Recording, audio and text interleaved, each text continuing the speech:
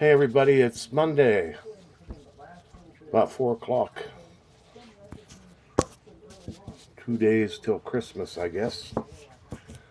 Well, I thought I'd come out here and maybe tell you a little story about Wilma, my puppy dog that I had. And we'll see if we can get through it real quick. Probably be a short one. Maybe I'll make it a two-parter because, I got a lot of stories to tell about Wilma. But anyway, I moved into my house in October of 2009.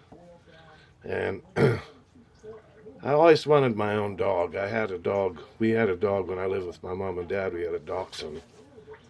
But it was kind of like my mom and dad's house. When I moved out, I didn't take the dog with me. And she was a good dog. Snoopy was her name and his name, and he was a great dog. But I wanted my own dog when I moved in the house here by myself. And I thought, well, I got a nice house and I got a nice piece of property and stuff. Perfect for having a dog. So I thought about what I wanted, and I knew I wanted like a medium-sized dog, not too big, not one of them little chihuahuas or anything. I wanted sort of a medium-sized dog, 60, 70 pounds or so. And some nights I would sit and I would write down in a book names that I would think about, what I would name a dog if I had a dog. So anyway, I got in the house and got everything settled, and I woke up one morning and I thought, well, I'm going to make an effort here to just look and see what kind of dogs there are out there, for sale and stuff like that. So I went on this internet forum called GoDuBois.com. It's a local for the city in DuBois there. And they have a message forum, and then they have a pet forum and stuff. But before I went to the pet forum, I just wanted to check the message place out. So I went there, and it was really strange because for some reason, somebody had posted in there about they knew of these dogs that this guy had. And he lived in a farm in a town about, 30 miles away or so. Anyway, in the message forum, she said, there was a woman, she said, help save these dogs. And she explained that they were blue heelers and that this guy had a batch of puppies. And supposedly the story was that he was going to dispose of them if nobody took them. So, which turned out not to be true. But anyway, I got a hold of this girl, and she said she thought she knew where this guy lived at, so we made arrangements to meet up there in DuBois, and I picked her up, and we went out looking, and we found the place. And we pulled in the driveway, and down by the house was a dog pen there, pretty big dog pen. We went down, there was 6 dogs in there, 7 dogs, mother dog, full-grown blue heeler, and then 6 puppies.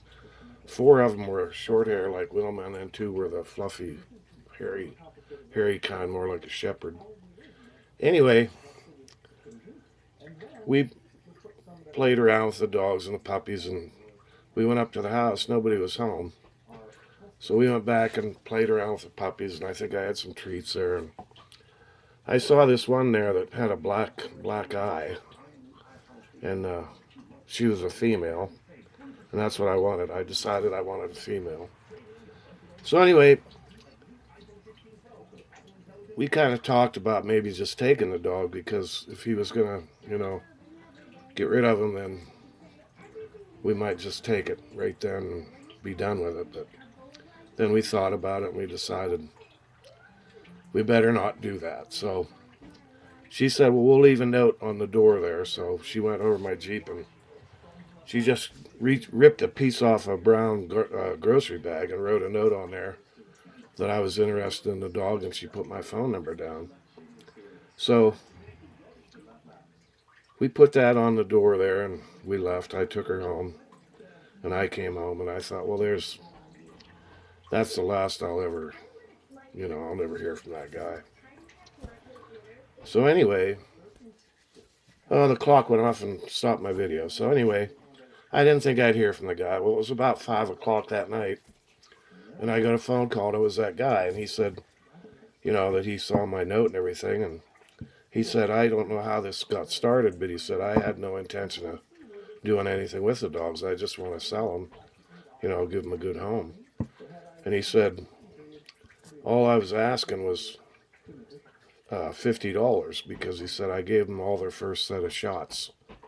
So he said, if you want to pay $50, then, you can have one of the dogs. So I said, all right, that's great. Well, how about I come over right now? And he said, yeah, I'll be home. So I grabbed one of them plastic pet carriers, and I threw it in the Jeep, and I went over by myself. And he came out, and we went down by the dogs, and they were all jumping all over, and I told him which one I wanted. I said the one with the female with that black eye. So he grabbed her and put her in my pet carrier I had on the front seat there, and, I paid him and all that. He gave me the empty vials of the shots that he gave the dog, so I'd know what the dog already had. So anyway, I drove home, and I was all excited. I was excited to get Wilma in the house. I hadn't named her yet, but she was in the pet carrier, stirring around, making all kind of commotion in there and everything. You know how puppies are. So I got home, and I brought her in the house, and, well, first off, she pooped in the thing. She was so excited, and she was a little messy. But the girl that I went with to look at the dogs, she knew quite a bit about dogs, and she raised dogs, I guess, for show and stuff like that. Anyway, she said, first thing you do when you get home is give her a good bath in some flea shampoo. So I had some that I previously bought. So I got Wilma out of the cage, and I put her up here in the kitchen sink right behind me. She was only little, she's probably like maybe a little bigger than what Stewie is now. I put her in the sink, and I gave her a bath and soap sudsed her up real good, and she loved that, being in that warm water. But she was a puppy. She was tearing all over, full of piss and vinegar. So anyway, I got her all washed up and dried off, and I put her down on the floor. And, well, before I put her down on the floor, I just looked at her when she was in the sink, and I said, your name is going to be Wilma. And I don't know what happened. It just popped into my head. I had made a list of all kind of dog names previously, and Wilma wasn't one of them. But when I just saw her in the sink, and I picked her up, and I said, that's it, Wilma. Wilma's your name. So I said, there you go, Wilma. And I put her down. I said, go ahead and explore your new house. So off she went like a typical puppy. She was up and down the stairs and down the basement and everywhere and running like a maniac. And she was so full of it, she just wanted to run. And she took to me right away, Whenever I went in one room, she'd follow me in that room. And she chewed everything. She chewed up everything in my house. Books. Everything. Everything. The legs on my coffee table. The dog, how they like to chew. And I had bought one of them rawhide bones, and I went over and got in bed. I had a bed downstairs here, a full-size bed. And it got dark, and I was tired. I jumped in bed, and she jumped up in bed with me. And I had one of them rawhide bones, and I held it there, and she just laid there and chewed on that bone until she actually just fell asleep.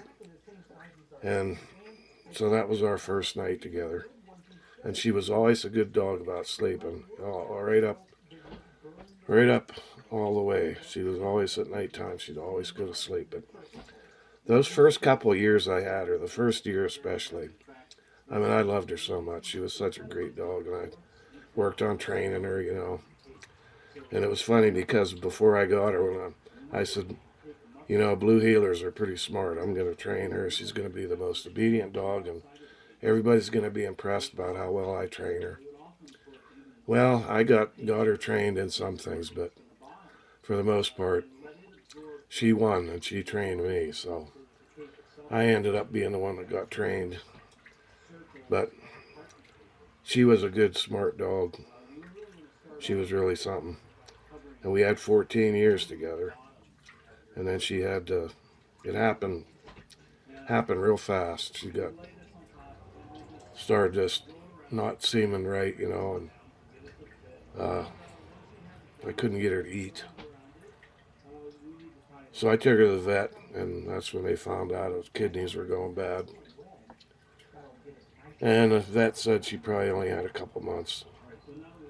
So I brought her home, and,